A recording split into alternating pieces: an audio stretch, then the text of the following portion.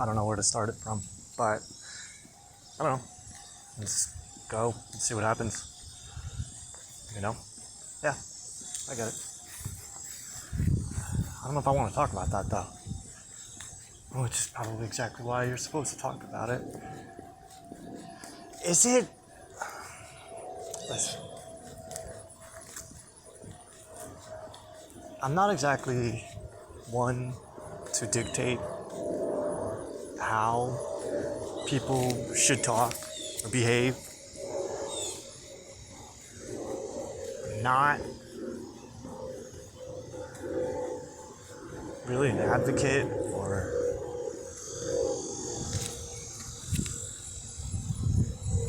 judging anybody for doing anything that I wouldn't or haven't done. But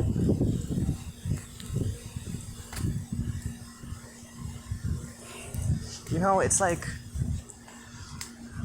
so I've been allowing myself to embrace some shit. Oh my god, this is so hard to talk about.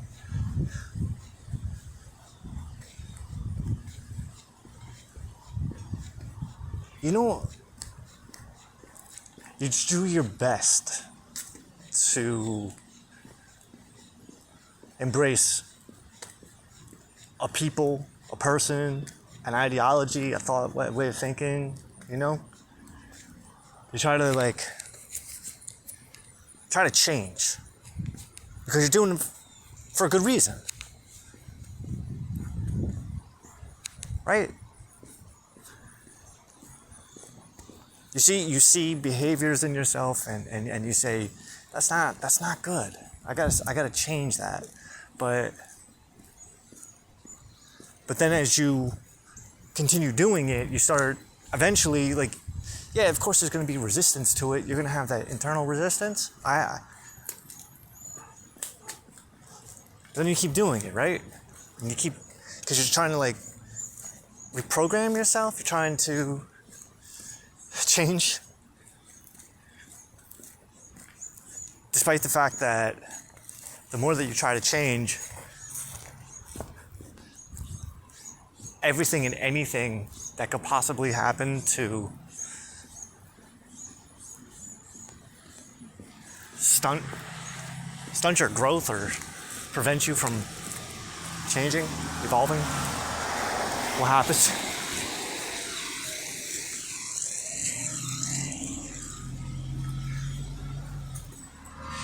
So my father died.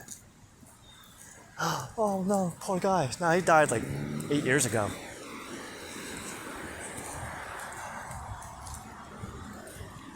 But he's been coming to me lately, the past couple days.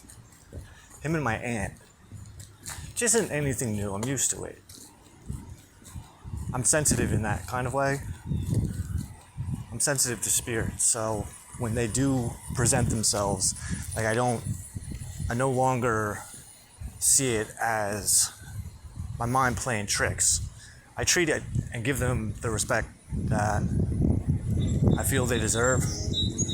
I mean, unless they're coming in hot, because it does happen. I have worked with demons and other non-human entities and goddesses, and they're not all cool. Some of them do come off with a fucking chip on their shoulder, and some of them do need to be reminded that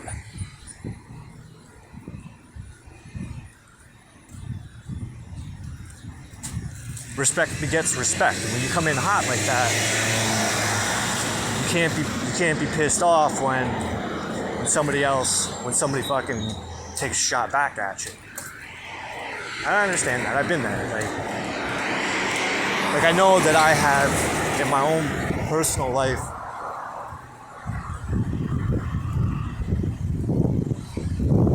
I've told people to go fuck themselves on more than one occasion. I'm not always in those words. I'm not always shy to that. And I'm not always really good at holding my tongue. or just doing something that you would consider spiteful or petty. Like, I don't look at it that way though. I don't see my behavior that way. Like when I went, oh, that was petty. Maybe from your perspective, but I understand exactly why I do. I know why I do things. I know I can justify anything, especially in my new spiritual way of thinking. Once you start applying divine intervention with everything, divine guidance, everything makes sense. Everything makes a whole different kind of sense that it didn't before. You can take any bad situation, go, oh, okay, I can see why that had to happen. I can see why I had to do that. I can see why that person did that. I was recently watching, I felt called to watch The Passion of the Christ because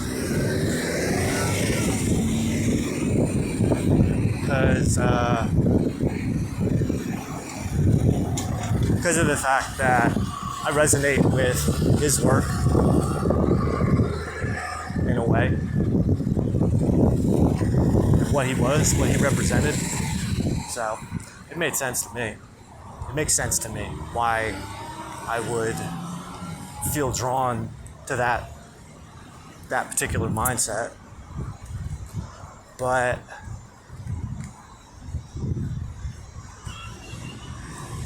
he was a disruptor. I'm a disruptor. People don't necessarily like disruptors because our purpose is to fuck shit up. You hear people talk about Christ consciousness, right? You ever hear anyone talk about Christ consciousness? It's actually a pretty interesting conversation. And it's actually, if you want it's completely not underestimated, just misunderstood. People see Christ consciousness, unity consciousness, as like being of service to people, love and light, loving everybody, man. I love you, man. We're all one. Yes and no. It's also fuck you. I won't do what you tell me. And if you think I'm gonna do what you tell me to do, you can do what I want you to do, and that's wrap your lips around my dick. And then keep on sucking it. Really slow though, so I enjoy the fuck out of it. Oh, Jesus Christ wouldn't say that. Yeah, well, Jesus Christ told you to hate your parents, and to hate your brother and sister, and hate your kids, hate your wife, and hate yourself. So Jesus Christ, he kind of like, he's a little bit misunderstood. Don't think I came to bring peace to this earth. I bring a sword. Those are his words, not mine. Well, I mean, those are his words coming out of my mouth. Because he was a disruptor. He was disrupting the status quo, and that's what Christ consciousness is all about. That's what, like, when people like being Christ, that's what being in Christ is all about. It's going, fuck you. I ain't doing this shit. I'm doing it my way. Fuck you. And it's interesting because I just saw this gentleman that I've been following for years. Actually, this was the guy who woke me up in 2018. When I thought I was going crazy, because I thought for a moment that I was actually legit losing my mind. I was smoking a lot of pot, and I was doing a lot of work with the occult, and I thought I fucked up my brain because I started to see shit that nobody else could see, and I thought that was a problem. I remember the thought too. I remember I was sitting at my kitchen, and I was going, yo, I see things that other people can't see. There's a name for that. And how do you know other people couldn't see it? Well, because I was the only one seeing it. No one was bringing these things to my attention. It was just me making observations of the world around me going, why is all this stuff connected? Too many coincidences expressing themselves in a short window of time. A coincidence, like, any kind of coincidence you can think of. Like, whoa, that was weird. Yeah, but once you start stacking them on, like that, it's not always something that happens like moment to moment.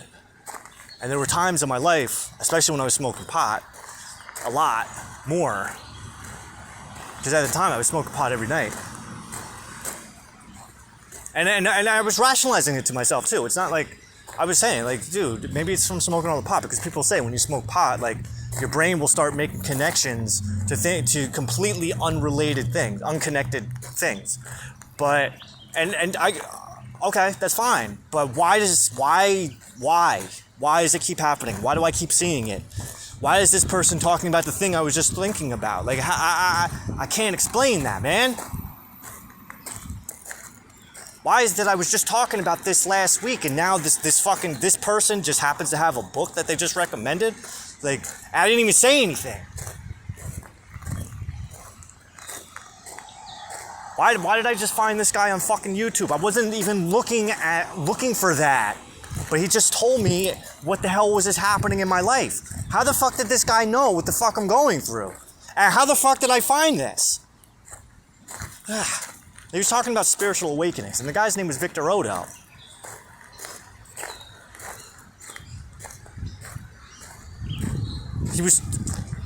He was literally talking to me.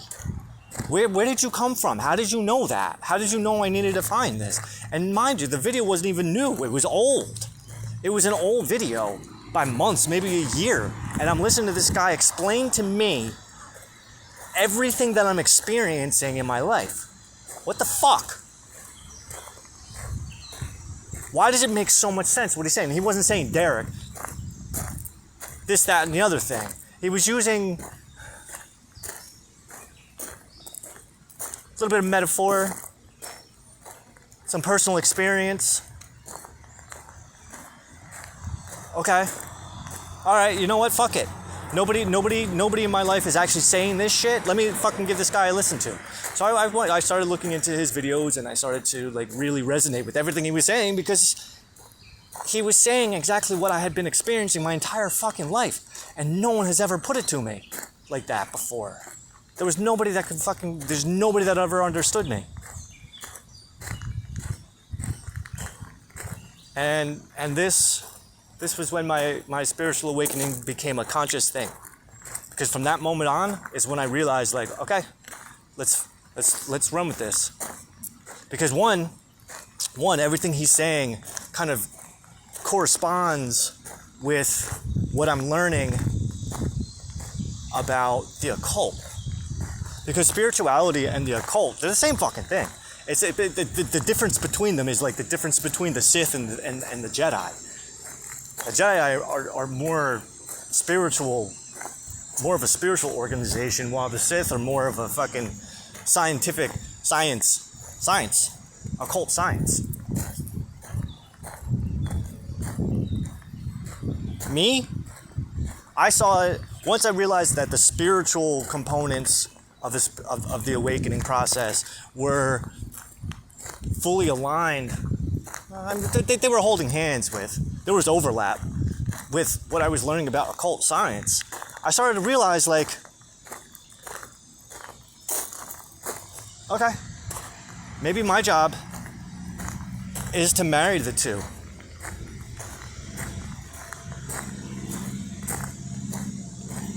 And so that's what I've been doing over the past couple of years. And it's led me down some really strange paths and has put me in a position where I've had to look at aspects of myself that I wasn't necessarily comfortable looking at. I didn't want to look at them, but at the same time, they'd always been there. And that was what was so intriguing about it, was that for one reason or another, these things I was learning, I already knew. Like a good example of that was, I started reading this book, The Kabbalion. And it wasn't recommended to me. People that are on a spiritual journey, sometimes I'll see people recommending, they used to. I don't see it talked about much anymore. But The Kabbalion, because it details the seven hermetic principles. These are metaphysical laws of the universe. Kind of like the computer, kind of like if you ever played a video game, right? Think of like Final Fantasy, right? That's coming to my mind. The code. I don't know, I feel like there's like a thing in my back of my throat. It's like the code that goes into the game. It's the game engine that the game itself actually runs on. It's all the invisible rules that you don't know are there because you're so engrossed in the experience that you kind of almost forget that there are invisible laws that are governing this digital world that you're in. Because realistically, it's a form of reality. It's a synthetic reality. The characters in the game, they believe that their world is real. That's the point. That's the point of playing a video game, is that you're going to a different world. You're living a different life. You're experiencing a different form of a different reality other than your own. So they say. And metaphysical laws, like the Hermetic principles, are basically that. When you push the up button, you move. When you push the forward button, you move forward. When you backwards, you move backwards. When you hit the X button, you swing your sword. When you hit the A button, you jump.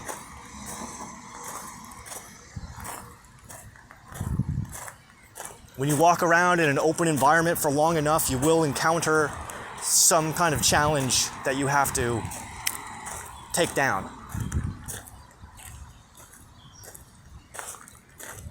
But now you can, when you really break it down, get fucking deep with it, that those challenges, those are personal challenges, because every time you defeat an enemy, overcome a challenge in a game like Final Fantasy, you gain experience points, and that's kind of like life, is you overcome a challenge and you become more experienced at overcoming that challenge. Video games are modeled after life. Life is modeled after video games.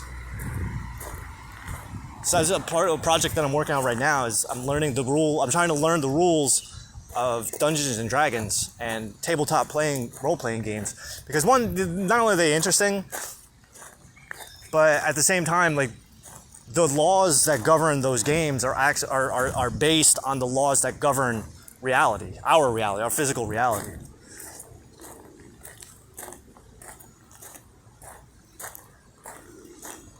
Like in Dungeons and Dragons, there's 6 main abilities. There's Constitution, which is like your endurance. There's your intelligence, your willpower, your dexterity.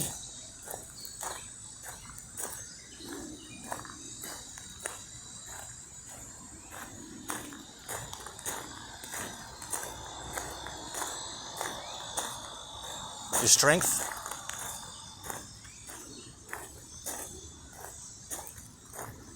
Agility? Agility is with dexterity.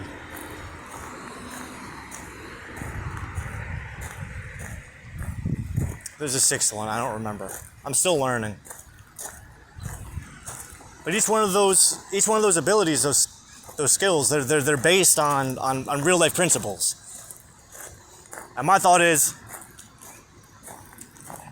by better understanding the game itself and how the game works, it'll give me a better understanding of myself as well. And plus it'll give me parameters in which to define certain characteristics so that, yeah, I can keep I can keep track of these things that I'm leveling up. Do you know what I mean?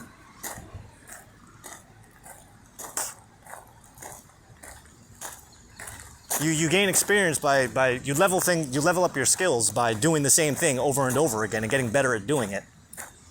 Like this.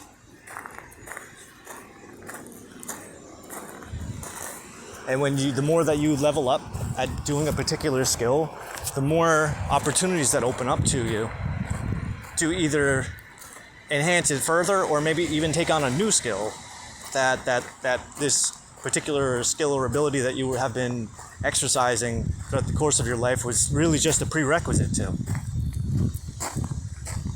Because every time you do something, you open the door for something else another potential in your life. Like, for instance, by me recording this, by me talking about whatever the fuck I'm going to be talking about, it's not only helping me refine the way that I look at what I'm talking about, how I understand it, but it also is helping me, charisma, that's the other one. It's also helping me to better explain it as well, because one, I know I'm talking to the phone, but I'm also talking to myself. I'm talking to myself at the phone. So even though it looks like I'm talking to you, I'm talking to myself. You just happen to be there watching and listening, just like I am, because I'm also listening at the same time. I'm listening to what I'm saying and saying it. I'm kind of a feedback loop. I'm creating a positive feedback loop, because one, I'm talking about something I really want to talk about.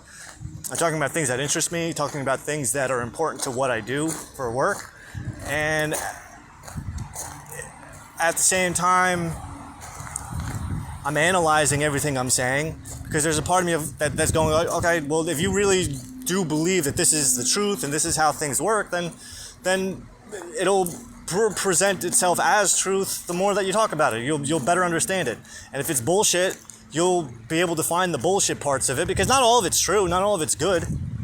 I mean, they're like I was saying before, I used the word refinement, and what I'm saying is, like, there are aspects to what I think I know, what I don't know, that aren't as accurate as I want to believe that they are, and I have to fucking pick pieces away, chip away at it. It's like fucking building a sculpture out of a fucking piece of marble.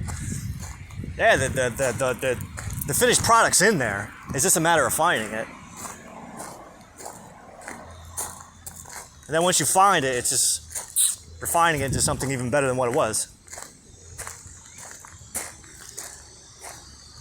But Victor Odo, he had, I've been following that dude for a couple years, him and his buddy Aaron Doughty.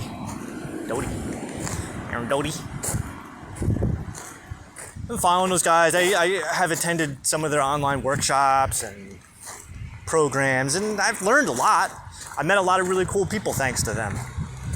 And I had a lot of really good experiences, especially doing the workshops that they've had, like 21 Day Challenge, Magnetic Love Challenge, Intuitive Development. Like, there's some cool shit. Really cool shit. And it's really helped me along my personal journey. But at the same time, there's always been this thing with me and them. Like, I don't entirely resonate with all of the things that they say. And I feel as though there's a lot of repeat. They've been saying a lot of the same shit for the last couple of years. It's not too much new content that I'm seeing with them, which is not a bad thing. It's not a bad thing. All that means is that I am transcending that message that they're giving, because there's still a lot of people that look to those guys for insights and wisdom and knowledge, and it's because they don't know where else to look. They find it. Because everyone's guided to this stuff for a reason. Everyone's guided to it because that's where what they need to learn is going to come from. And the issue that I'm seeing with that is that they have kind of amassed this sort of cult of personality where people become followers, and they just had put together this business accelerator program, this empathic business accelerator program that I was a part of for a day. And the only reason I was a part of it for a day was because I got kicked out of the group.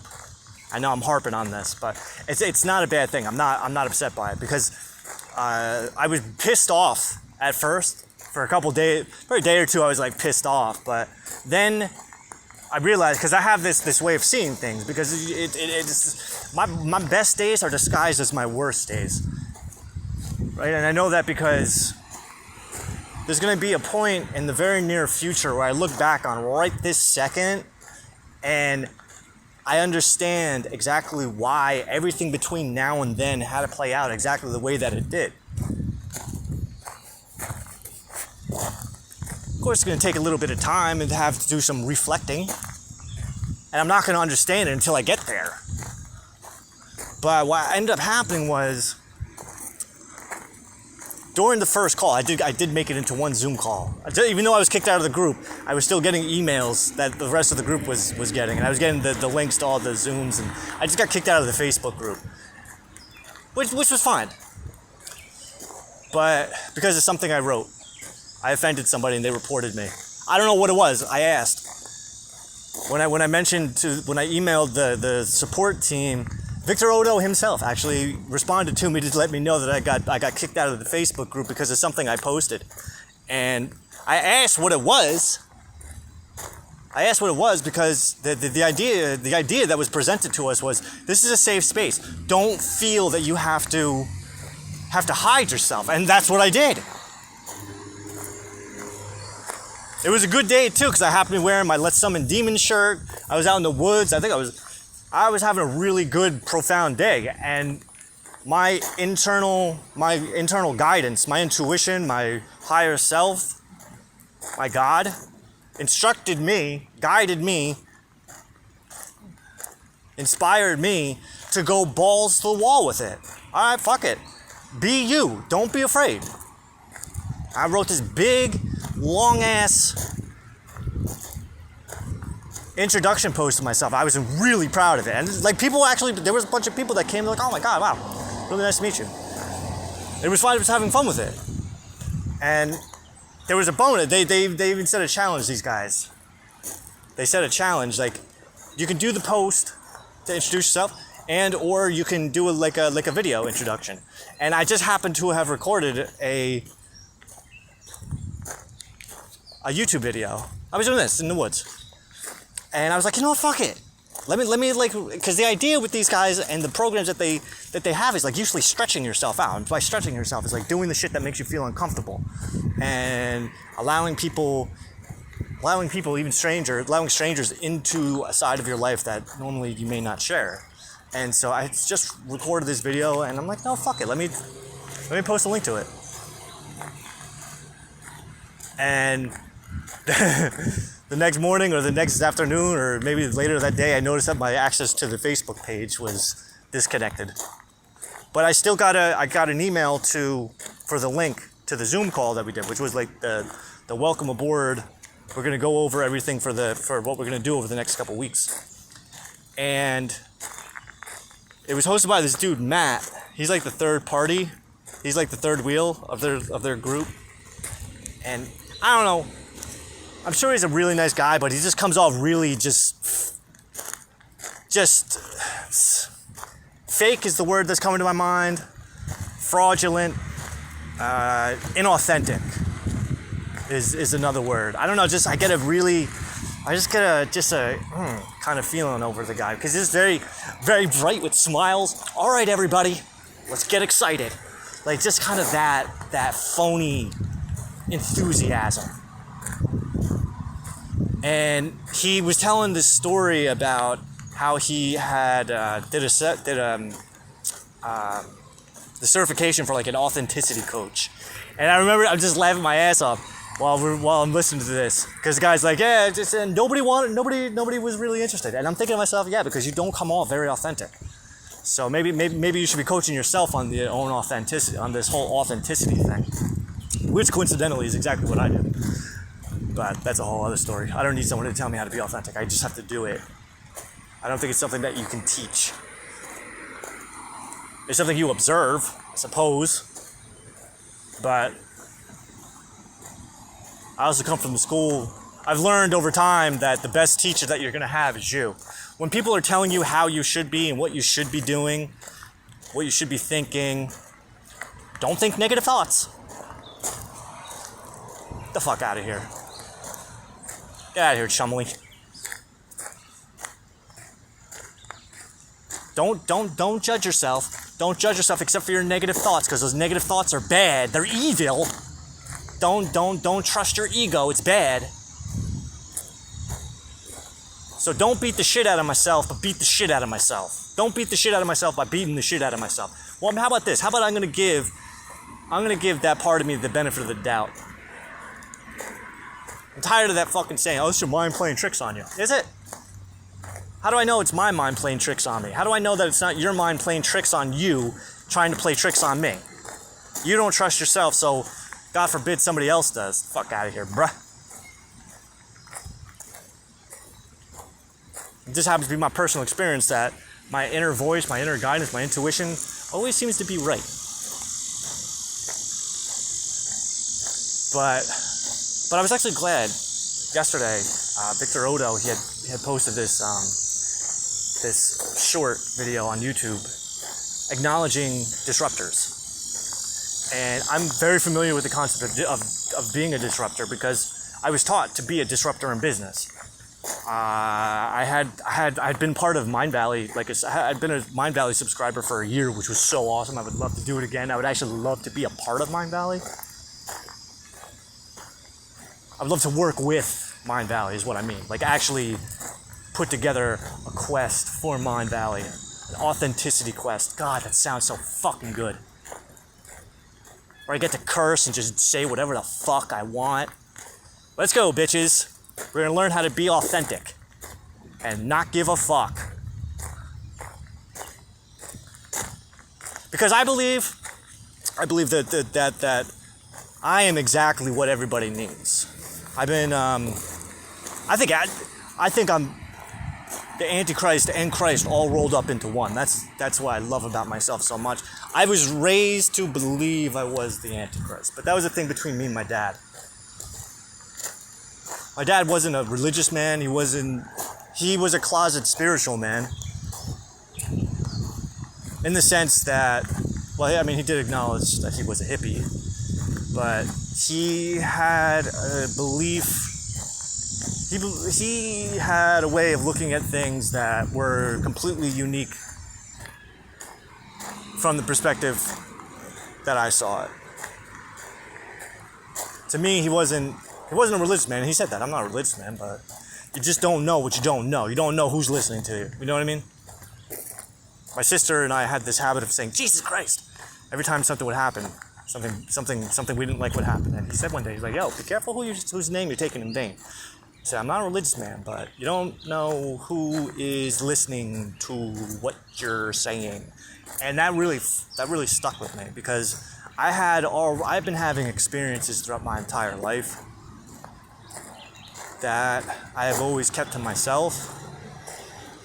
For the most part. I mean, these past 5 years, I'm like way open with it, but that's the point. It's like, I decided to stop thinking that there was something wrong with me and that there was actually something special with me. And people like Victor Oda, they helped me really see that. To really see like, nah, there ain't nothing fucking wrong with me. You want me to think there's something wrong with me? Maybe you should be thinking that there's something wrong with you, bruh. Sorry. Fuck out of here. The only person you can really trust. You trust in the Force. I've just started watching Star Wars Rebels. I watch all things Star Wars. I read all things Star Wars. Why? Because there's a lot of spiritual wisdom and insights that come along with that. And especially when it comes to the dark side of the Force, because to presume that the Jedi were 100% spot on with everything is just... That's why the Jedi don't exist anymore. That's why the Jedi got wiped out. Because they got a little too overconfident. They forgot that they don't know everything. And that the dark side of the Force is just as essential to maintaining balance as the light. So what happened was the light got a little too bloated. And the power dynamic had to shift into the favor of the dark side. But unfortunately, because of what the dark side had to do to survive, that is why things had to be the way that they were. Palpatine was a temporary dictator. If we really looked into his mind, it's quite possible that once he had established order, once he had established the type of order that he was looking to establish, that things were going to change. Things weren't going to be that as oppressive as they were for forever. If you ever read, I know it's claimed to be a conspiracy theory, and that's fine. That's fine if it is, but there's still insight to be found within it. Is the Protocols of the Learned Elders of Zion. And this is considered to be an anti-Semitic book. Very dangerous stuff. There's the claim in what you can gather from the book is that there's this claim that the Jews are trying to take over the world. There's a Jewish conspiracy to take over the world with the help of Freemasonry. And this book, which first found its way into the public hands in Russia back in like 1910, it was a crime to be found with it. At one point, like if you were found with this book, like you would put to death on the spot. That's how dangerous this fucking thing was. It wasn't just dangerous in what it was saying; it was dangerous to the individual that was holding on to it. And still, to a degree, it is. To one degree or another, you can possibly say that by me even talking about it, I could be labeled as a anti-Semitic, which is fine. It's all right. I'm a Nazi sympathizer. I'm not gonna lie about it. Because one, I wasn't there. Two, I don't know what I don't know. And three, I started reading Mein Kampf, and I understand what the guy's talking about. I get it. Now, is it a coincidence that the Jews had the power that they did at the time? I don't know. Listen, I wasn't there. If there was any books written by the Jews, from the Jewish perspective at that time, hey, I'd love to read it. To give like a counterbalance. I haven't read all of Mein Kampf. I'm actually pretty fascinated by the Jewish culture myself. I think it's one of the most interesting cultures that there is. And I'm glad that they're so open about it. I just finished reading this book called Jewish Wisdom for Business Success. Fucking fantastic book. Oh my God. And it taught exactly what I was expecting it to teach. Because I had this insight. I had this insight to myself. And then when I found the book, that was one of those, yep, this was meant to be. And basically, the Old Testament it's a business model. They use that as a business model. I mean, yeah, there's life advice, but make your business your business. Make your religion your business. Make your religion is your life. So make your business your business.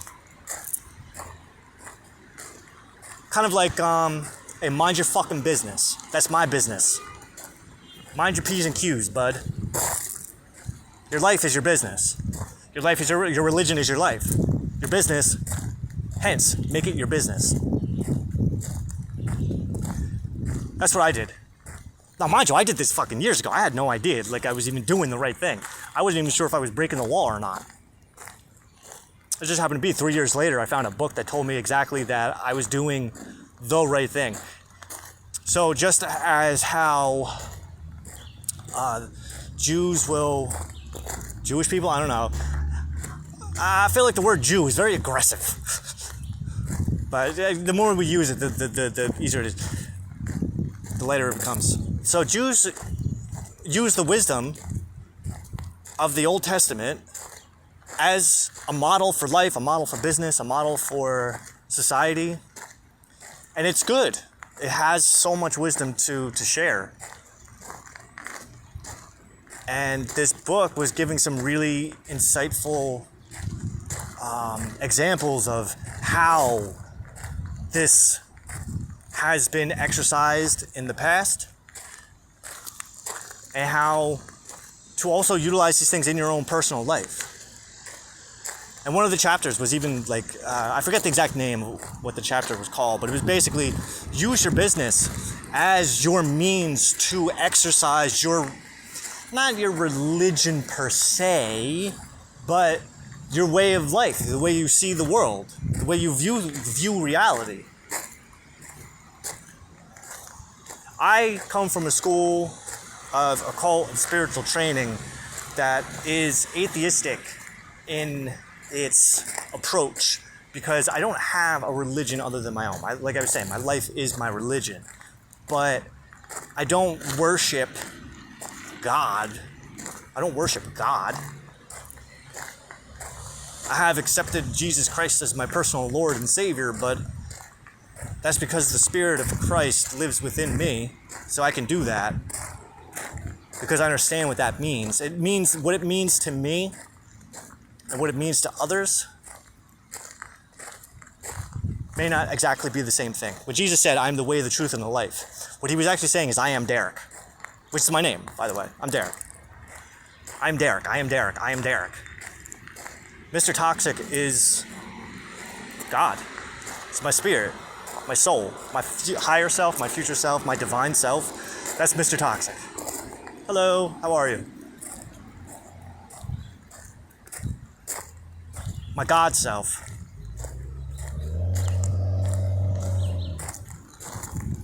Mr. Toxic is the one who's been guiding me my entire life. Mr. Toxic's been there my entire life. I knew about my future self when I was a kid. Is when it first dawned on me.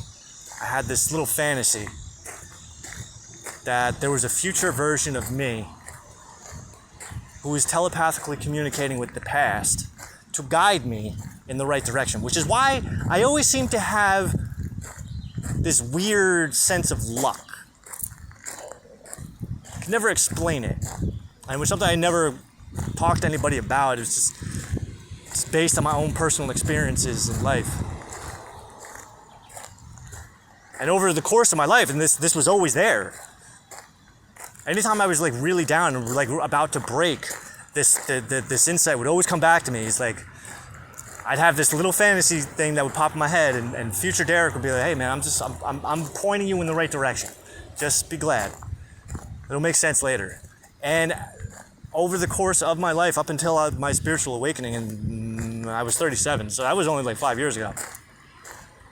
5.5 years ago, actually. And then it wasn't for another 2 years after that, in 2020, that I found out what inner child work was. I had no idea that inner child work was exactly what I had been experiencing my entire life, which was my future self telepathically communicating with me and guiding me along. Like, that's literally what inner child work is. That saying, if I knew then what I knew now, things would be different. No, not necessarily. Chances are they'd be exactly the way that they are. But whereas people say that you can't change the past, you can. You can. You absolutely can. You can change the way that you look at it. You can change the way that you feel about it. And you can change the way that it feels about you. Especially if your past self, if your inner child, inner self, hates you. If they hate themselves. Because I know that for a very long time, I hated myself. And I wanted to kill myself. And I had a couple attempted suicides. Something would always foil my goddamn plans, though. So eventually I was just like, you know what, fuck it. Okay. Apparently what I'm doing is that important. So let's put the gun down and fuck it. Let's not give anybody the satisfaction. Although it felt fucking delicious holding that thing there. It was loaded too. Oh god, it was a childhood dream come true. I shut my eyes and I watched my brain splatter against the wall in fucking replay over and over and over again. I loved it. It's the 7th hour.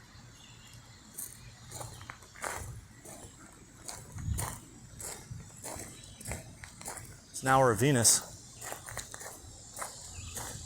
I practice relative time. I have an alarm that goes off every relative hour. Every hour. So basically, relative time is something I learned from King Solomon. One of the patriarchs of Israel. The son of David. And the father of Freemasonry, in a sense. You can say he's the father of Freemasonry. It's also... Well, Freemasonry, if you follow the lore of Freemasonry, the history of Freemasonry,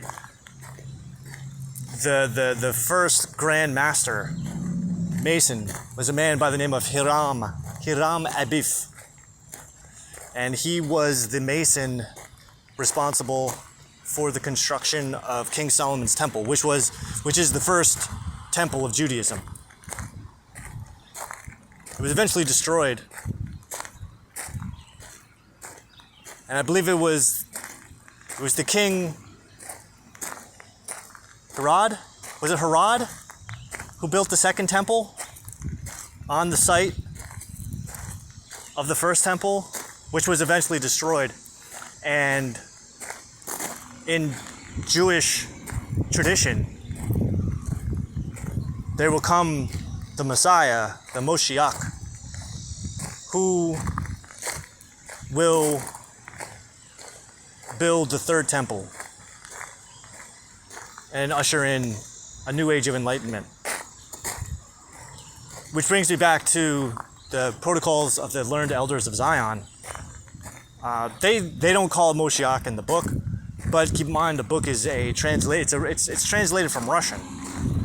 So the words may not necessarily be exactly what they were, but what they call him in the book is the sovereign Lord of all the world. Because he shall be like Christ. That's what Christ was claiming to be. The Messiah, who would tear down the temple and rebuild it. And in a sense, he did. Now, granted, he did it in a way that did not conform with Jewish tradition. And that's where the problem lied with him. But again, going back to the concept of disruptors, the Jews are waiting for a Jewish Messiah. Jesus wasn't a Jew. But he learned of the temple. Yeah. So did I. Hebrew, learning the Kabbalah, learning Judaism, you don't have to be a Jew to learn or practice the tenets of Judaism. You can extract pieces from it. Because there's truths in it, just as much as there's lies in it. But the same goes for Islam and Christianity, paganism, witchery. Every religion has a piece to the puzzle. And it's funny because I'm actually reading a book, The 12th Insight, which is the fourth book in the Celestine Prophecy series. And this series of books outlines the protocols of a spiritual awakening at a massive level. You can see it how you want. To me, it's a holy book that is detailing the processes, the procedures in which the world will eventually evolve into this more spiritual, metaphysical existence, which is exactly what the end times of all the holy books talks about. It's the end times, the end of times as we know them, and a rebirth of something new.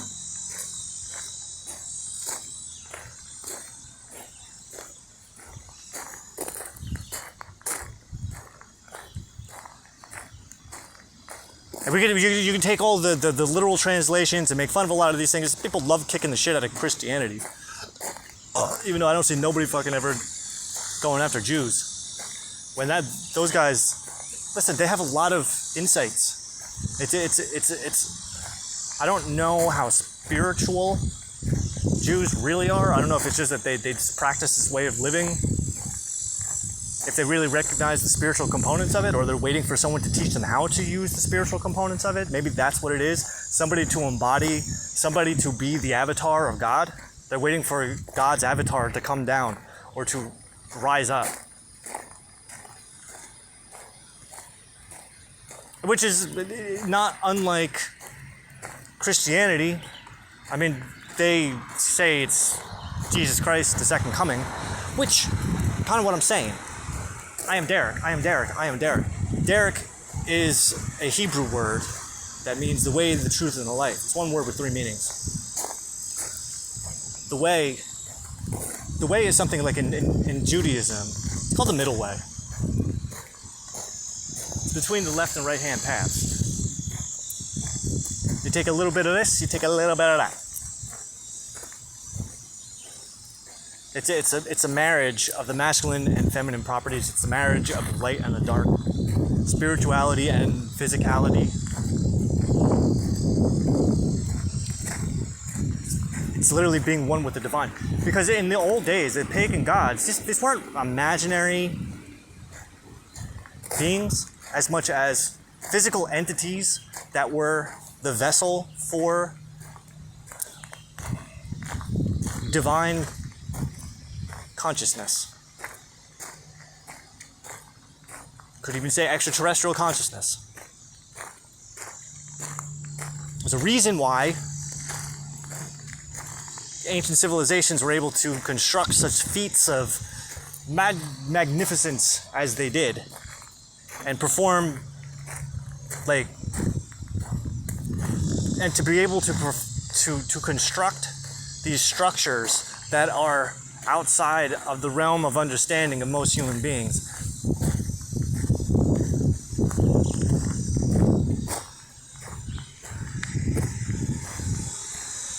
People don't know how they did that.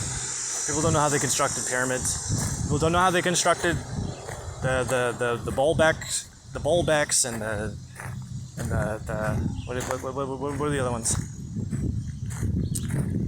Oh, the Syrian blocks that a human being is about this big standing next to.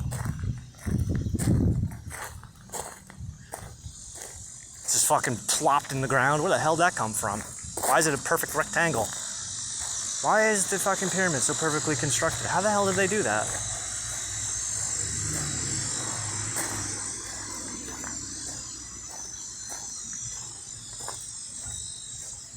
I know people can't do it today because we haven't done it.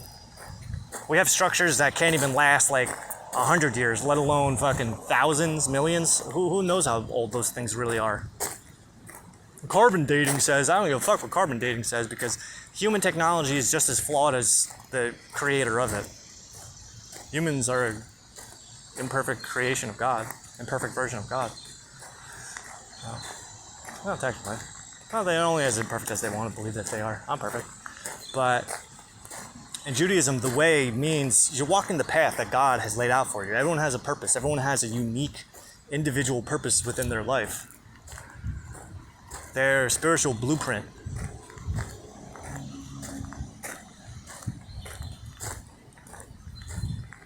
And to walk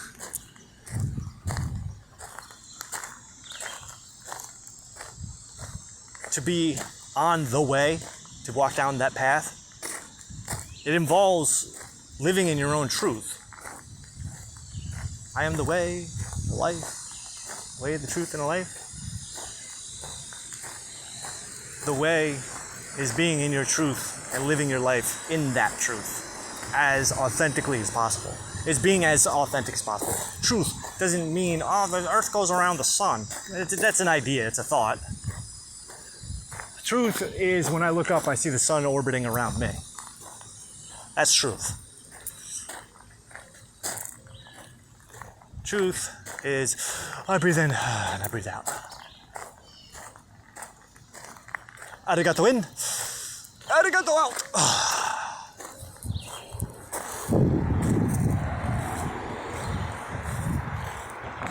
Truth is that I see the world in a completely different way than other people see it.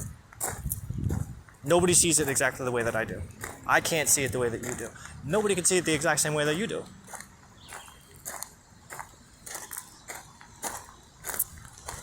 But it's being able to recognize that, being able to recognize your own ideologies, getting stuck in your own ideologies. I mean, the fourth integration of the 12th insight recognizes that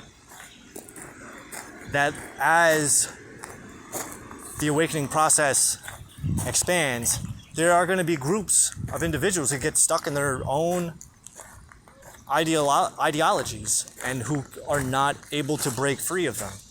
For instance, Christianity. You can't tell Christians that Satan is the way. What? The fuck out of here. No. Jesus was actually the Antichrist. Blasphemy! No, God is Satan. What are you, out of your fucking mind? Yeah, you have to be. One, you have to be out of your mind to even be able to accept any kind of spiritual truths, let alone your own. Because your own gets labeled as schizophrenia, delusions, psychoses. But that's the point. We live in a society that wants everybody to think and act the exact same way, but yet still be individual. Be your own person. Drink 7-Up. But the truth is that everybody sees things in a unique way. Nobody is the same. There is no equality. Equality is an illusion. And I'm talking racial equality, hereditary equality, individual equality. There's no such thing. No, that's not true. That's not true. That's not true. We're all equal in that we're not equal. Yeah, we're all equal in that we have skin, we got eyeballs, we can think, we can make sounds with our mouths. Not everyone's going to understand those sounds. Everyone's going to understand it a little bit differently. But now that's where everything starts to... Equality and inequality hold hands. There's an overlap between the two. Yeah, we're all one race, the human race. Yeah, but the human race is also then subdivided into however many races there are. How many races are there? Like base races, and I don't mean like Blasian. What is that? What's another one? Caucasian Asians, Hispanic Caucasians, Hispanic blacks, like that Africans. Even the Asian race is subdivided into Cambodians, Vietnamese, Chinese, Japanese, Cambodian, Mongolian. Like the Hispanic people, you got Spanish people, you got Mexican people, you got Puerto Rican people. The Africans, you got the Kenyans, you got the Ethiopians. What's another? You got the Egyptians. Even though technically, I guess Egypt. Oh no, Egypt's in Africa. The Middle Easterns, you got the Afghanistan, you got the Pakistans, you got the Israelites, you have the fucking what else? The Yemenis. Europe, you got the French, Germans, Italians. You see where I'm going with it? You have a lot of diversity within these collectives, and realistically, America is probably the most fucked up of all of them because maybe I think it's this place. Like, America is just a very satanic organization. There's that whole separation of church and state. And I know it doesn't technically say separation of God and state. It says separation of church and state. And that's the thing. That's the thing. I'm all about a theocracy, but a real one. I've created one. I created my own theocracy called the Toxic Order, the One World Toxic Order. The idea behind the One World Toxic Order and the theocracy that it's based on, the metaphysical theocracy that it's based on, metaphysical spiritual theocracy that it's based on, is thus. I think I used that properly. Is if I'm meant to rule the world like I've been envisioning since I was a little kid, the Eye of Ra at the top of the fucking pyramid, I don't need to do shit. All of the everything that I need to have happen in order to make that happen, I don't need to do. I just need to do me.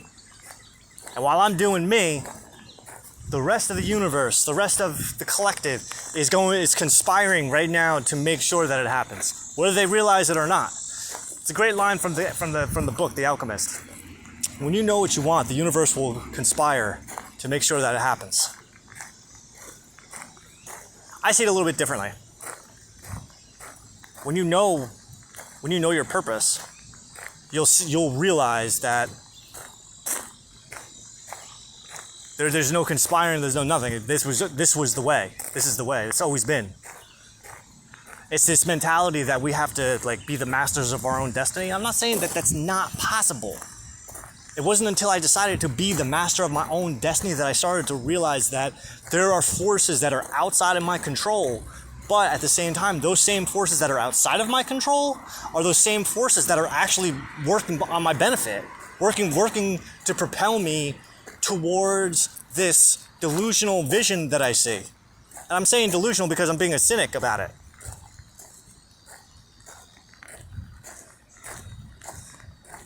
Because I look at it like this, and this is something that only I can say because it's my life, is that if I was wrong, if this really was delusional psychosis thinking, then everything I would have experienced up until this point over the past 43 years wouldn't have happened exactly the way that it did. Maybe I'm wrong. I could be wrong. Time will be the test of that. I mean, it's a good thing I write everything down. I mean, it's difficult to maintain this mindset. Like, this is a lot. And I can see why it's not conventional thinking. Like, this is a lot of unconventional thinking, which is why I also like to refer to myself as the ultra unorthodox Jew supreme. Because I have an understanding of Judaism that no other goyim does, I believe. And that includes the Freemasons and any other magic organization or secret organization that is hunting down the Solomon treasure, the treasure of Solomon.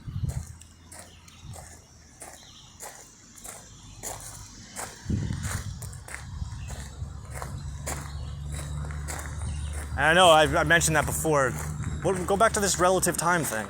Well, relative time is a concept that I learned from King Solomon. Relative time is basically how I know it is the Jewish time zone, the Israelite time zone, the time zone of Israel. And maybe not exactly the literal Israel, but the spiritual Israel. Israel. So basically the way relative time works is, when I say time, you're probably thinking, like, you look at your clock, like, hold on, what time is it? Hold on, the screen's cracked. The time is 13:20, which translates to 1:20. Eastern Central Time, which is a derivative of Greenwich Standard Time, which is based on a 24-hour system, midnight to midnight. It's static. It's very static.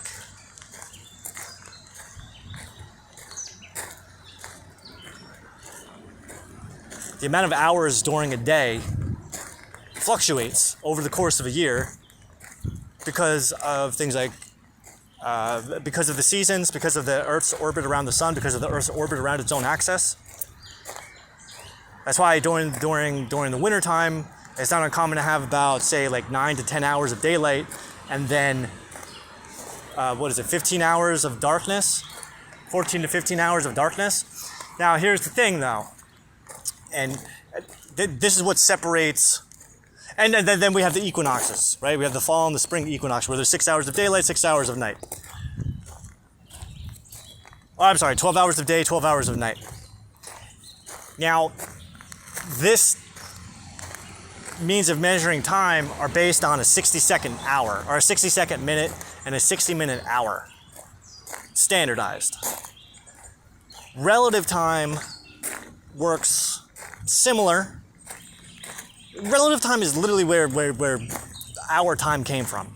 Your time. I try not to use it anymore. I'm reprogramming myself to focus on relative time as opposed to Eastern Standard Universal Time, UTC. Derivatives of UTC. So the way that relative time works is that there's 24 hours in a day. Exactly. To the point. The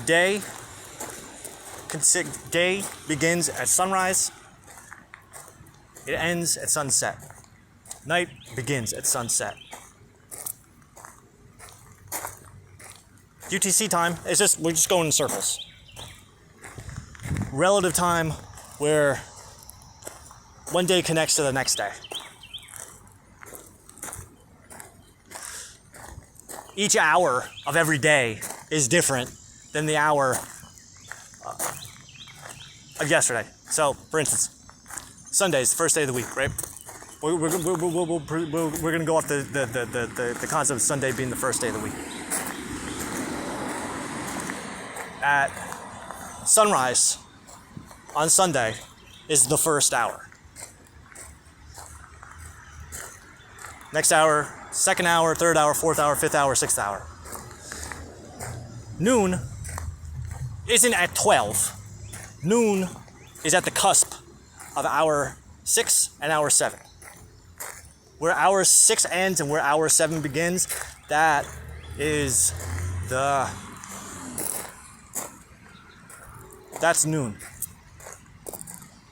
Where are we right now?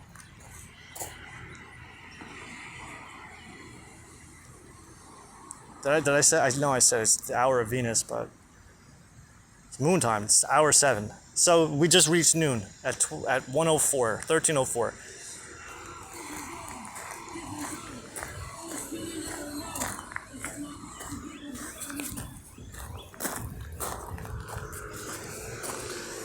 I guess technically you would call that high noon. So the way it works is you take the exact amount of time from sunrise to sunset. You take that time and you divide it by 12. And you have 12 hours of day and 12 hours of night. And you do the same, by doing so, you by default calculate the hours of night, because it's not the only time that but that's not always 60-minute hours. Exactly. Hence, an hour, the length of an hour is relative to the time of the year. So as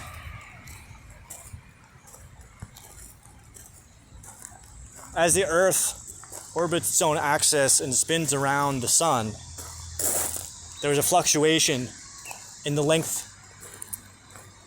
of time. But to compensate for that, what we do is we fluctuate the length of an hour. So the only time you're going to have a 60-minute hour is on the equinoxes. Every other day, and technically it's now 60 minutes and 11 seconds, but splitting hairs. Every other day, it's going to be a little bit more, and then it's going to come in a little bit less. Breathing in and out, that's what we're doing, because we are re-establishing ourselves with the natural flow of the natural cycles of the solar system, which are in sync with the natural cycles of the surrounding universe and universes. And everything is working in alignment with each other all the time, because we don't know what the fuck we're doing, because at some point someone tricked us into being apart from nature rather than being a part of nature. So by working with the natural cycles, we come back into alignment with the natural world around us. Isn't that amazing?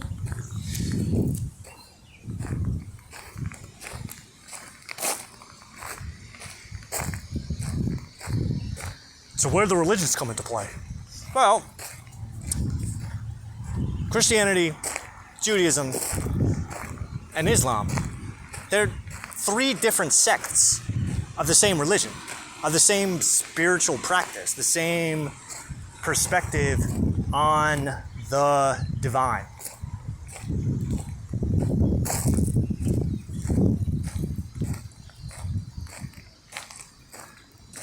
Christianity evolved out of Judaism, Judaism evolved out of paganism, and Islam evolved out of Christianity.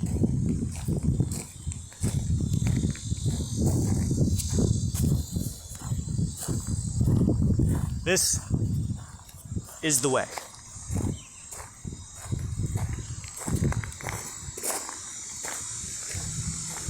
We are all connected by this source.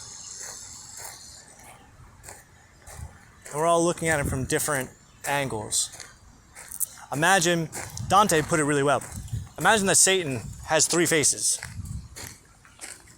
At the very pit, the 9th circle of hell, Satan is encased from his waist down in ice, chewing on the corpse. I don't know, maybe not the corpse, but chewing on Judas Iscariot. Iscariot. But Satan has 3 faces: Judaism, Christianity, and Islam.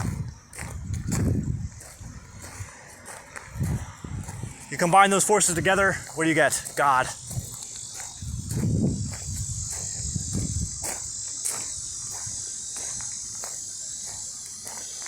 But it just happens to be that people are just focused on one face instead of the greater whole itself. Satan disguises himself as God.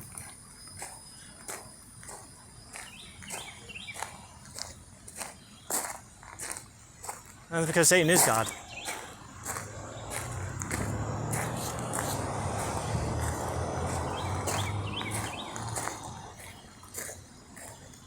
I'm not gonna stand for this shit. You don't have to. But this is what the 6th integration of the 12 insights all about, is learning to forego your personal biases and recognize that every ideology, I guess you can say, every religion, every practice, every tradition has an aspect of the truth to it. Not all of them, no single one is any more right than the other. And realistically, we can even throw in the spaghetti monster, the purple people eating spaghetti monster, whatever the fuck that thing is. Yeah, it exists. It's just as valid. Because what that demonstrates is that God is what you perceive it to be.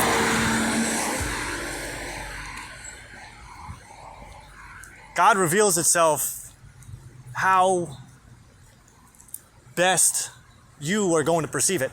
Now common misconception with Islam, right? You say Islam to people and people think like terrorists, turbans, Middle Eastern people. You ever read the Quran?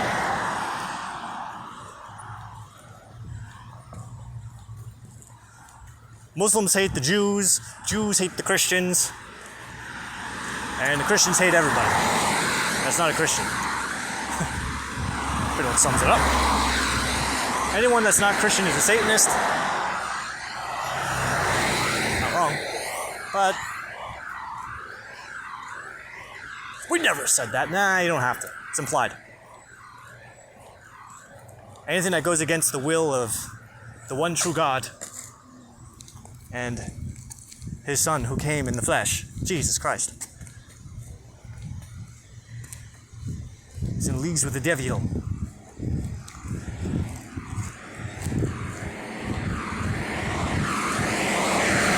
Destined to suffer an eternity in hell.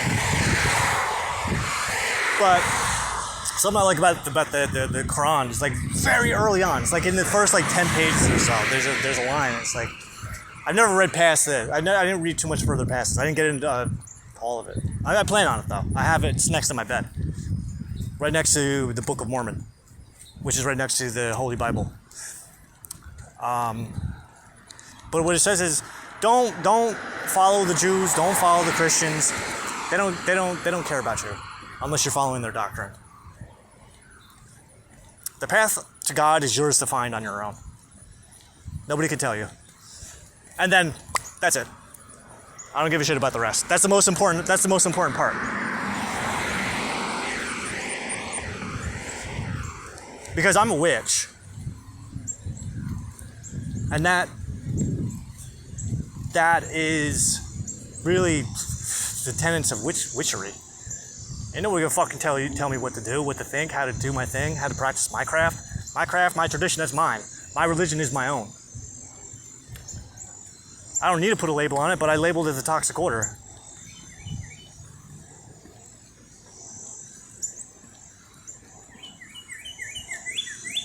Which is registered in the state of New Jersey.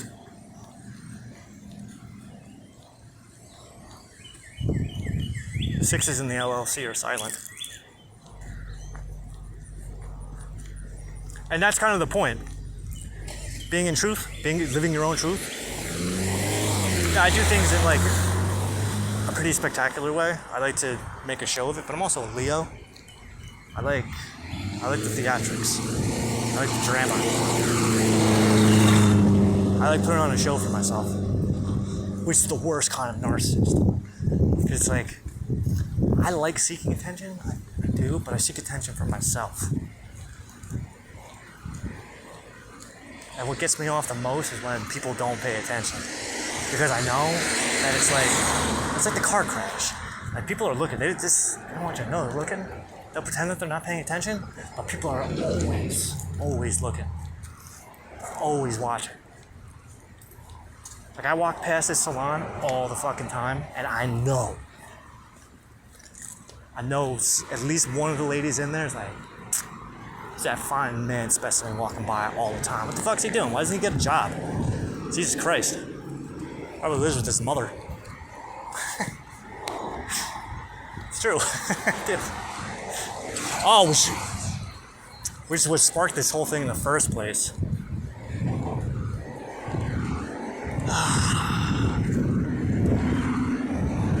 My mother died. My mother died in 2014. My father died in 2015. God, this thing will me. No. The lady who I've been believing is my mother my entire life has not been my mother. She's my mother's sister. She takes care of me to make up for letting my mother die. We're not helping her.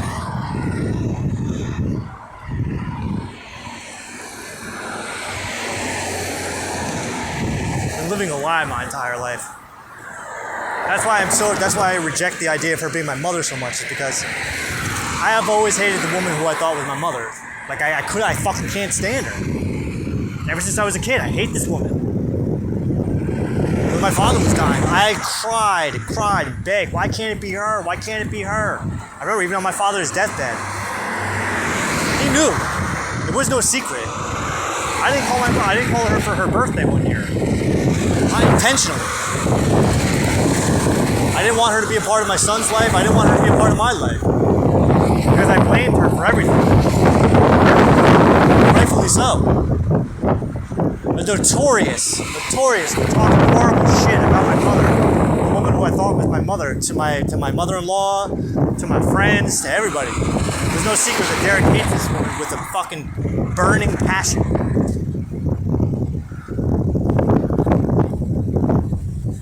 My father said to me on his deathbed, a few days before he died, actually. It might have actually been the last day I saw him. Do me a favor, give your mother one last shot. If she fucks up this time, fuck her. Just do me that favor, please. Alright. And so that's what I did. I saw a different side of her when he was dying, and it really made me change my perspective on her. And I started to realize, oh my god, yeah, she does actually have a heart. She's not as monstrous of a human being as as she had convinced me that she was. or I allowed myself to believe based on her actions throughout my life. And granted, I don't know. People are who they are because of where they came from and the experiences that they had. I know. I'm not ignorant to that. It took me a long time to heal that wound. But over the past few days, and I was talking about this earlier, to bring this all back full circle because I'm on my way back home. But yesterday, over the past couple of days, my father and my aunt, the woman who I thought was my aunt, my soul mother, they've been coming to me a lot the past couple of days, and they've been telling me things, showing me things that I didn't know. And I have no way to prove. And I don't need to because I already know.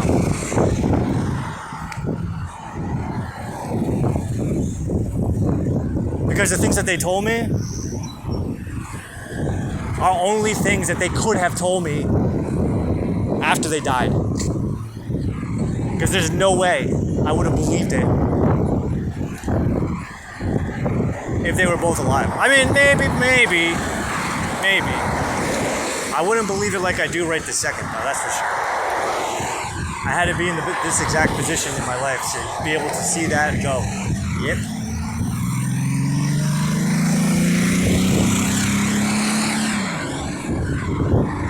No, but I was home and I overheard something that I shouldn't have heard.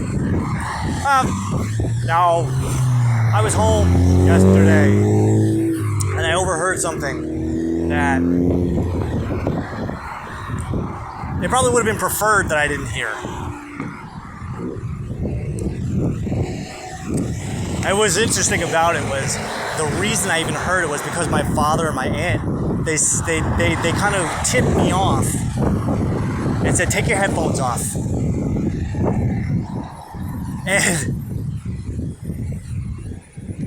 And what happened was, as soon as I took my headphones off, I heard my mother's sister come inside from outside, talking on the phone. My step-grandmother recently died, a couple weeks ago. And because of inter-family stuff, money-related things, greedy, these people are greedy. I heard my mother's sister say, I'm getting used to it, so that's why because I committed myself yesterday. This is not my mother. Not anymore.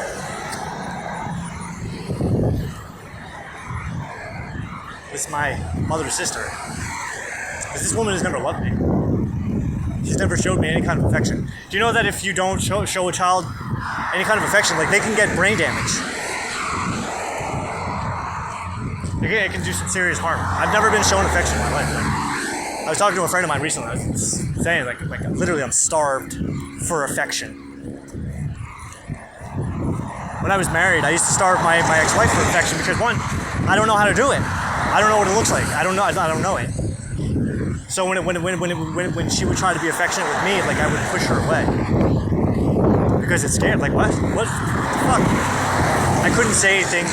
Beautiful things, pretty things to her. I couldn't do it because I was so scared of the outcome. I didn't want to get hurt. My feelings hurt because I'm so used to being rejected by my own mother that I had to push away any kind of potential of me showing any kind of affection to other people. Now when I drank, I could get affectionate, but as soon as I sober up, even not always when I drink either. Sometimes it would get worse when I drank.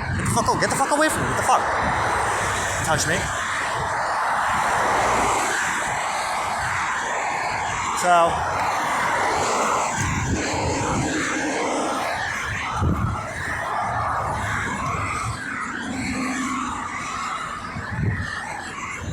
the woman who I used to think was my aunt, the woman who is now my mother, she used to show me affection. Like a lot of affection. The way that I remember as a kid, always wishing that she was my mom.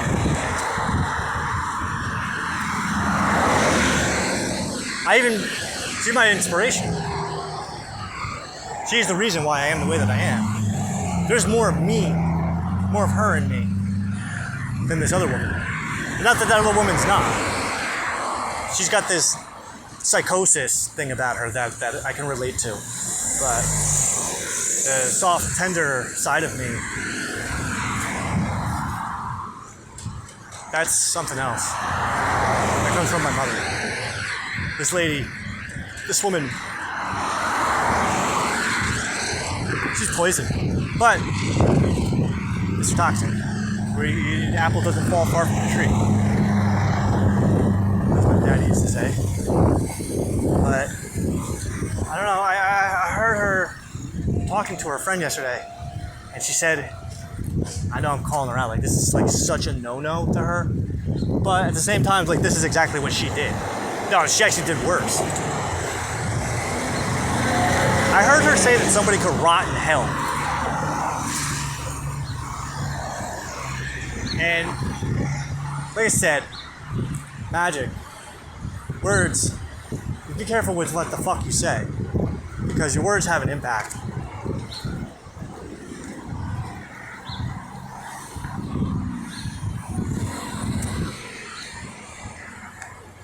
And what you say comes back.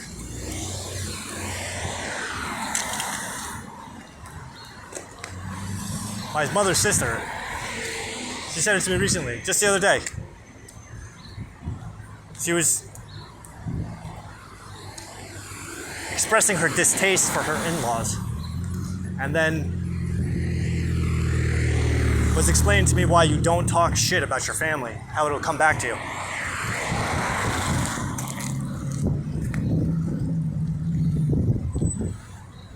I don't know. I don't think she got the point that like when you marry somebody, their family becomes your family.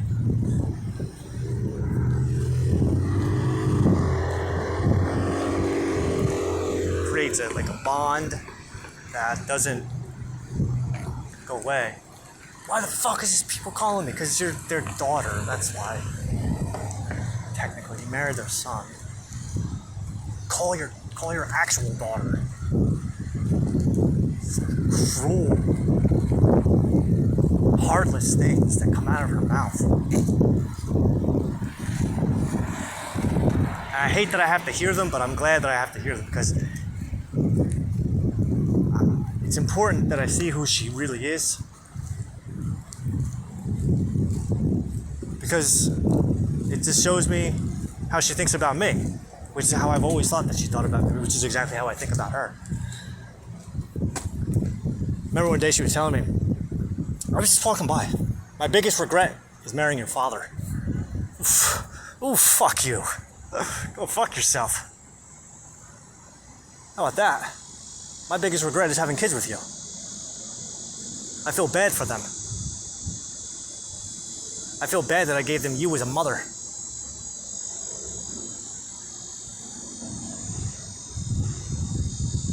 My sister doesn't even talk to my mother. My sister's gonna miss my birthday because she just can't stand it. She can't stand her mother. I don't blame her.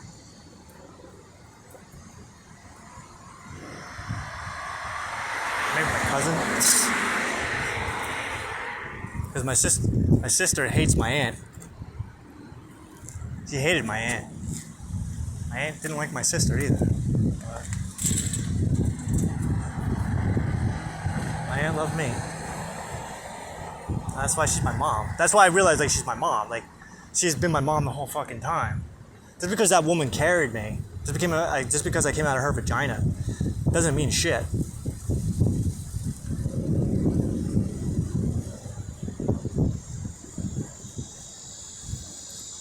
My aunt and my father were telling me about how even though she carried me, yeah, but my aunt lived with them for a while and was the one who took care of me. My baby. Exactly. She saw me as her baby. She was in love with my father. My father was in love with her. And my aunt had fantasies that she was the mommy. The woman who carried me just did the job that my aunt's body couldn't do at the time because my aunt was 11. She couldn't carry a baby, so this one had to do it for her. Unfortunately, I got stuck with her. It's a sad truth. But until I was 42.9 years old that I found out who my real mother was. I always knew it.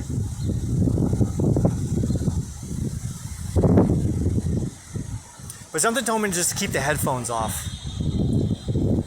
I was scared because I realized, like, if she knows I'm hearing her say this would destroy this woman. And it made me smile because I hate her so much. I mean, well, mind you, hate, I say hate, but hate's a different kind of love. It's on the opposite side. We hate what we fear what we love. But what ended up happening was I decided just to eavesdrop.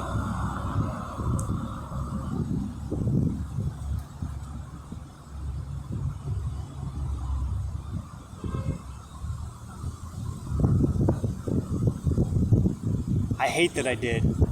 The truth will set you free, right? A long enough timeline, everybody will eventually show you exactly who they are.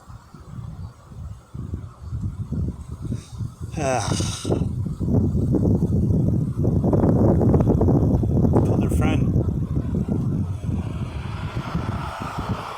She hopes my step-grandma, who's my friend, someone I was really close with. I heard her say, I hope she can rot in hell right now. My mouth dropped. Oh my fucking God, you didn't just say that. Her ashes are in the fucking living room. Or they were. I didn't see them there last night. But that's because I heard her yelling at her husband to get them the fuck out of the house because his sister won't sell the mom's house. Sarah, you shouldn't be talking about this stuff. Why? This is like private family business. No, this is my business. This is my business.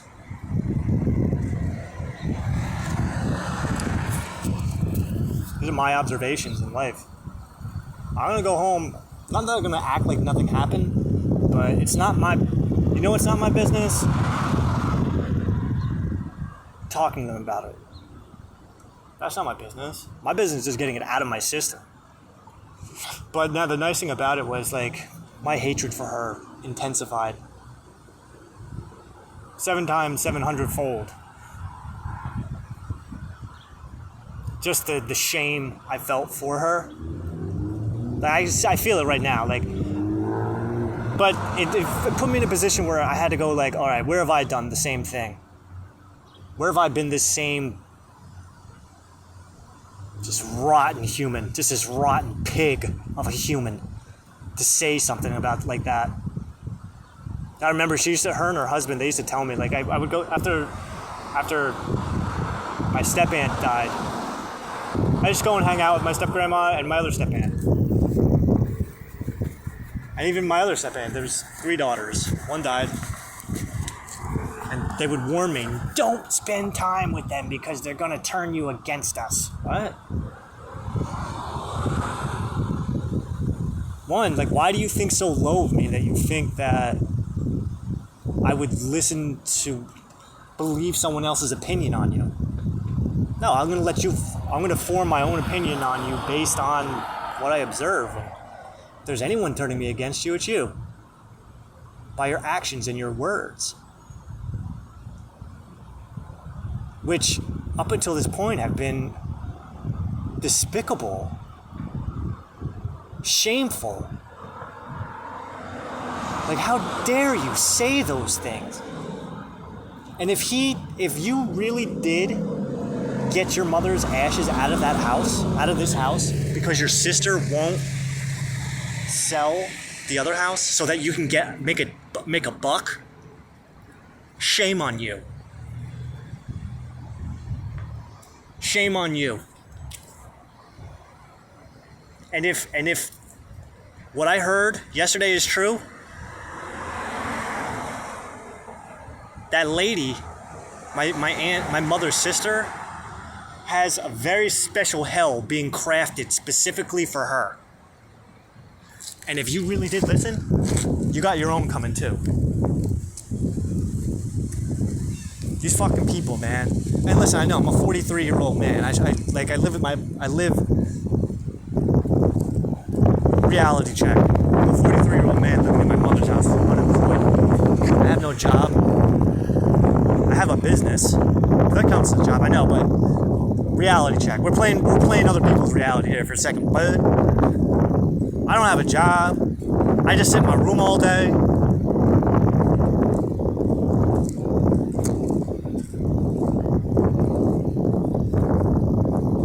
I don't contribute to society. I just sit there all day while everyone else works.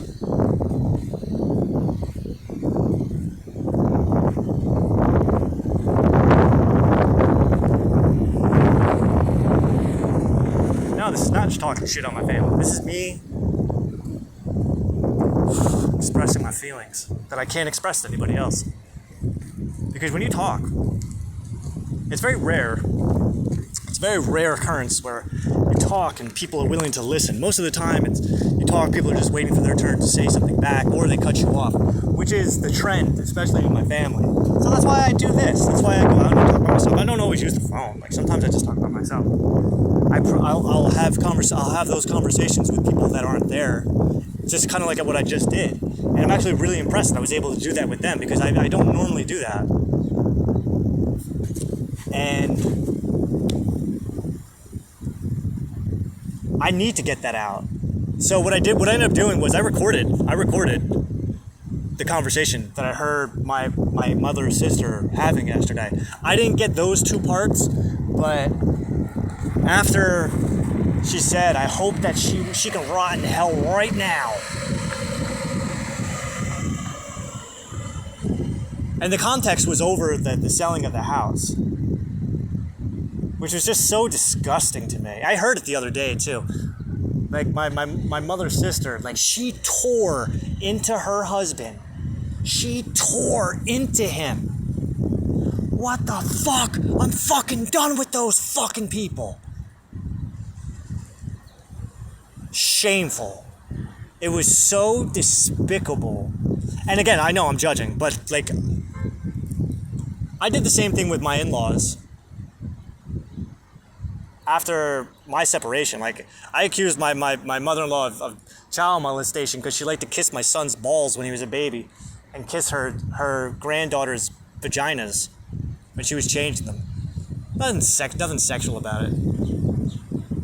Weird, but it's a lady thing, I guess. It's a guinea thing, I suppose. I don't really know. Like, I don't know. But, I mean, cultural programming kind of put me in that position to think that way. So maybe it is what it is. It's normal to some people. Do as thou wilt. If it makes you feel good to kiss the baby balls and the baby puss, go for it. Not my thing, but I'm okay. I respect the freedom. Rabbis, hey, from what I heard, but the moil after he does the circumcision, he sucks the blood off the baby dicks with his mouth. So I've never seen it. I've never asked the Jew if that's really what happens, but I hope to be in a position one day to find out for sure. So, because I would hate to dispel like false rumors. Yeah. So, I mean, I could see it. I mean, I don't think it's a sexual thing.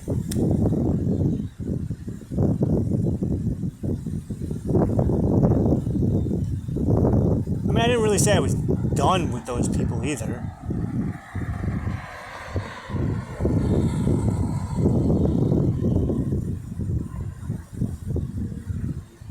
Maybe I did. I mean, I did wish them death, and I wanted to find out that my son was actually the love child of my father-in-law, my ex-wife, or my father and my ex-wife. I did write that I hope that the guy molested the kid. I wrote that I believe that he molested my ex. I wrote a scenario that I wanted to come true, which is that he was molesting my son, and then the truth eventually got out, which led to my ex overdosing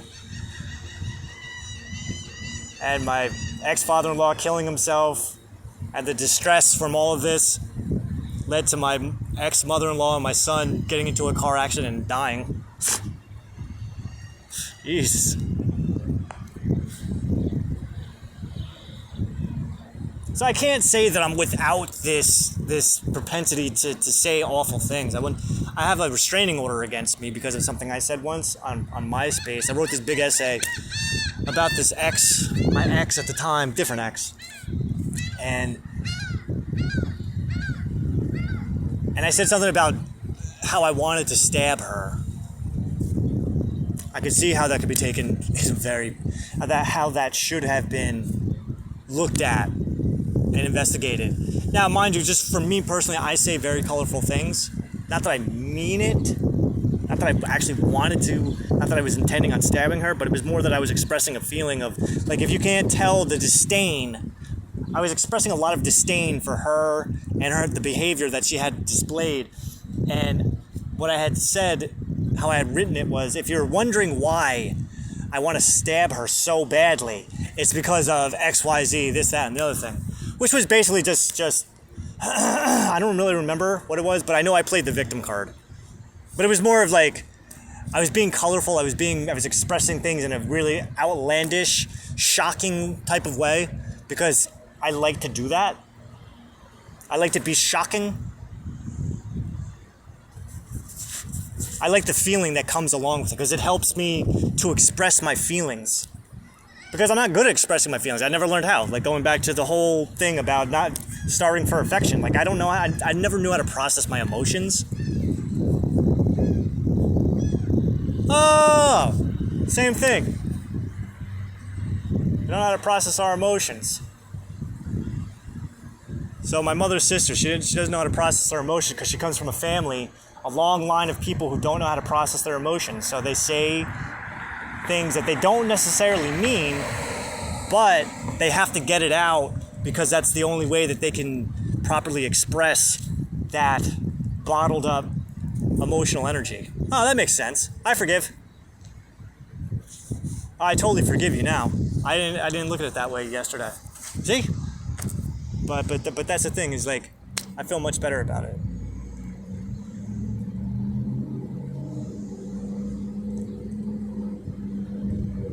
I still wish it was her instead of my father. But if it was, I'm glad it wasn't, because if it was, my life would be a lot different than what it is right now. I think. Pretty sure. It definitely wouldn't be what it is right now. I absolutely wouldn't be. It couldn't be what it is right now. What the hell would it be like if she died and my father lived? That's a big what if. Would I have gone down the spiritual path? Would I still be married? Would I still be miserable working a job that I hate? Just so I can prove something?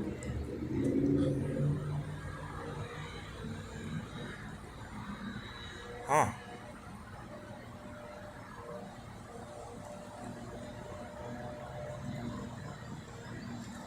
Would I have killed myself?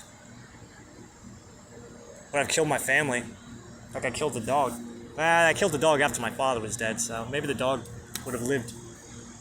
I didn't kill the dog, I put the dog down because the dog was dying of lung cancer. That's what she told me, at least. So, after my father died, my psychic abilities started to enhance a lot. A lot. First, my mother died. My father died the next year on the same day.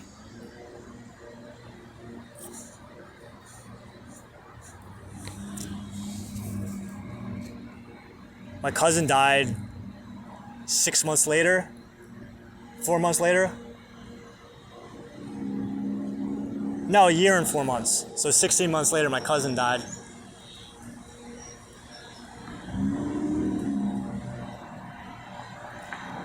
Who was my best friend. One of my best friends.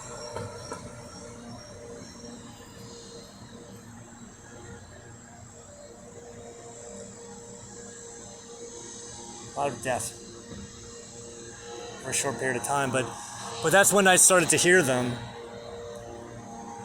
And it was a couple years later in 2017, 2008, right in the beginning of 2018 is when I started to finally embrace it, thanks to Victor Oda. So, disruptors, that's what we do. We even disrupt our own families. How's that? You're just gonna walk around, go live your life amongst these people like you didn't just spread all of their darkest secrets over the internet? Yeah, why?